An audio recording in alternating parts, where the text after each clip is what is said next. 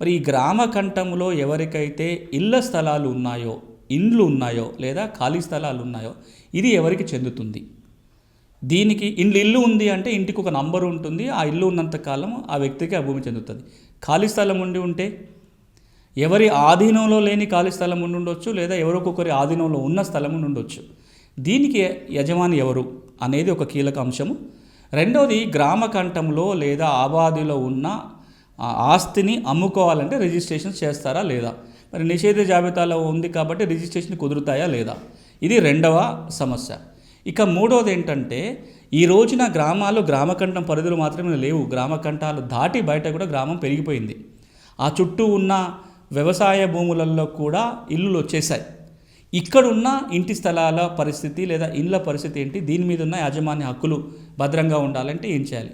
ఈ 3 ప్రశ్నలకి ఇప్పుడు మనం సమాధానాలు వెతికే ప్రయత్నం చేద్దాం.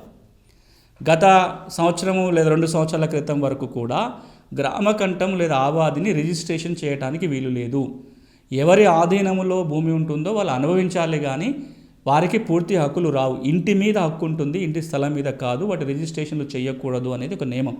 కానీ పలు సందర్భాలలో గౌరవ తెలంగాణ హైకోర్టు ఉత్తర్వులు ఇస్తూ చెప్పిన మాట ఏంటంటే, గ్రామకంఠము ఆబాది ప్రభుత్వ భూమి కాదు.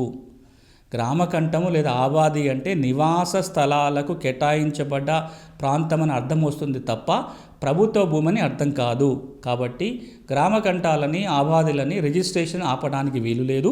రిజిస్ట్రేషన్ చేయొచ్చు అని చెప్పడం జరిగింది.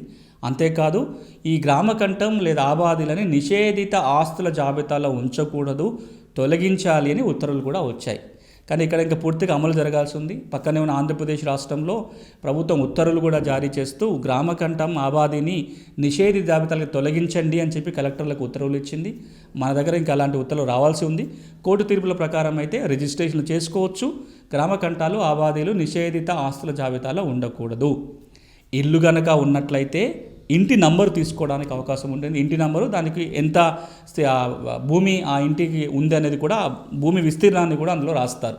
ఇల్లు లేకుండా ఖాళీ స్థలం ఉన్నట్లయితే వేకెంట్ ల్యాండ్ నంబర్ తీసుకోవాలి. విఎల్ఎన్ అంటారు, వేకెంట్ ల్యాండ్ నెంబర్. ఖాళీ స్థలానికి కూడా గ్రామ పంచాయతీ ద్వారా ఒక నంబర్ తీసుకున్నట్లయితే ఆ భూముల అమ్మకాలు కొనుగోలు కూడా రిజిస్ట్రేషన్ చేయడానికి వీలవుతుంది.